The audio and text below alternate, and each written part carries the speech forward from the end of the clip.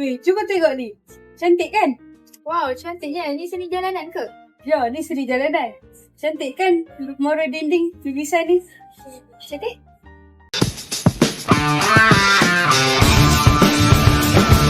Seni jalanan. Menurut Muhammad bin Muhammad Din, seni jalanan boleh ditakrifkan sebagai ekspresi kreatif di persekitaran bandar. Biasanya boleh ditemukan di bandar, dinding dan struktur awam lain atau jejantas bandar.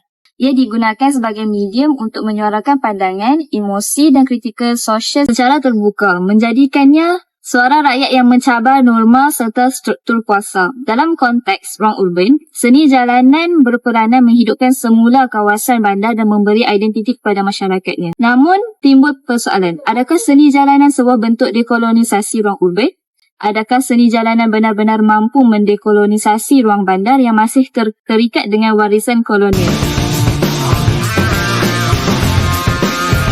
Tapi sebelum kita menjawab soalan tersebut, mari kita dalami terlebih dahulu apakah itu dekolonisasi dari segi bahasa. Dekolonisasi berasal daripada perkataan kolonial, penjajahan dan awalan D yang membawa maksud menghapuskan atau melepaskan diri daripada sesuatu. Secara bahasa, ianya berarti proses membebaskan diri daripada pengaruh penjajahan. Dalam konteks yang lebih luas, dekolonisasi merujuk kepada usaha menghapuskan kesan dan cara fikir kolonial yang masih wujud dalam masyarakat, budaya, pendidikan dan ruang bandar dengan memberikan keutamaan kepada identiti dan suara tempatan. Daripada persoalan tadi, adakah seni jalanan sebuah dekolonisasi ruang urban? Setelah kami membuat perbincangan, kami memilih untuk berpendapat sebaliknya, iaitu seni jalanan bukan sebuah dekolonisasi ruang urban. Jadi, marilah kita lihat sebab-sebab kami berpendapat sedemikian. Seni jalanan pernah menjadi suara lantang yang menentang dominisasi. Ia adalah satu jeritan visual terhadap kuasa dan penindasan. Ia lahir di dinding kota sebagai manifestasi kebebasan atau penentangan terhadap struktur sosial yang membelenggu. Namun, kini karya yang dahulunya bersifat radikal telah dijinak dan tengah berubah menjadi tarikan pelancongan. Muara di Georgetown dan juga Kuala Lumpur yang dahulu menyuarakan keresahan rakyat kini menjadi latar swafoto dan bahan promosi pelancongan. Apabila seni kritikal dijadikan produk, semangat dekolonisasi mula dipudahkan. Dinding perjuangan bertukar menjadi papan iklan dan seni yang pernah menggugat kini sekadar hiasan. Dalam proses itu, makna asalnya perlahan-lahan hilang tanpa disedari. Di samping itu, seni jalanan perlahan-lahan kehilangan makna asalnya sebagai medium penentangan. Karya yang pada dulunya berani mengkritik isu politik dan ketidakadilan, kini sering diubah, dipadam dan juga disesuaikan agar kelihatan lebih selamat dan sesuai untuk tontonan awam. Dalam banyak keadaan, pihak berkuasa tempatan hanya membenarkan mural yang membawa mesej positif, ceria dan bersifat hiasan, bukannya karya yang mencabar status quo atau menyoal kuasa. Malah, ia menjadi hiasan kota yang cantik di mata tetapi kehilangan jiwa perjuangan.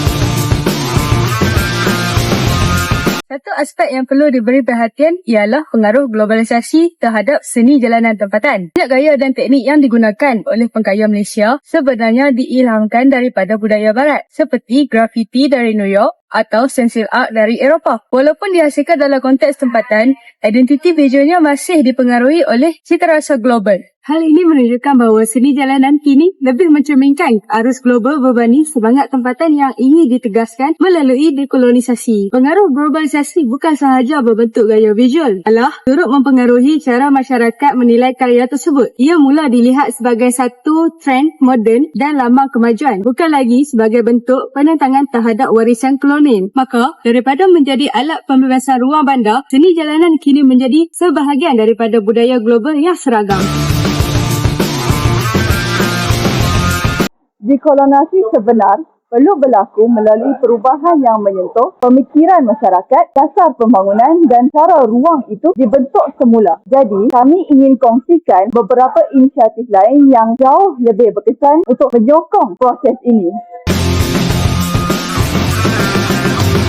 Menguatkan pendidikan dan kesedaran sejarah tempatan merupakan langkah penting untuk membina pemahaman kritikal terhadap warisan kolonial yang masih mempengaruhi ruang bandar. Melalui program seni, kurikulum sekolah dan backage komuniti yang menekankan nilai serta warisan budaya setempat, masyarakat dapat memahami identiti mereka dengan lebih mendalam. Usaha ini dapat mengubah cara masyarakat melihat ruang mereka sendiri di samping menenang kembali rasa pemilikan dan penghargaan terhadap sejarah tempatan.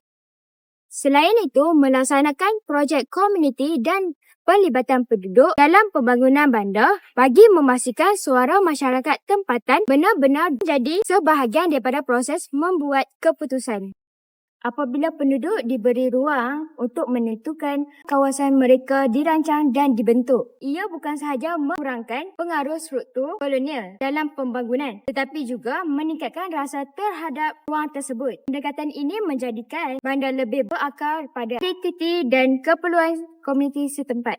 Seterusnya, melaksanakan kempen digital dan media sosial untuk kesedaran sejarah dapat menjadi cara yang berkesan untuk memulihkan pemahaman masyarakat terhadap sejarah dan budaya tempatan. Melalui penggunaan video, infografi dan pelbagai kandungan kreatif di media sosial, masyarakat dapat dididik tentang warisan budaya mereka sambil menantang pengaruh kolonial yang masih wujud secara tidak sedar. Pendekatan ini membolehkan maklumat disebarkan secara lebih meluas dan mudah diakses terutama oleh generasi muda. Berdasarkan kajian dan perbincangan yang telah kami lakukan, dekolonisasi bukan sahaja tentang seni jalanan. Malah, kita perlu lebih daripada seni.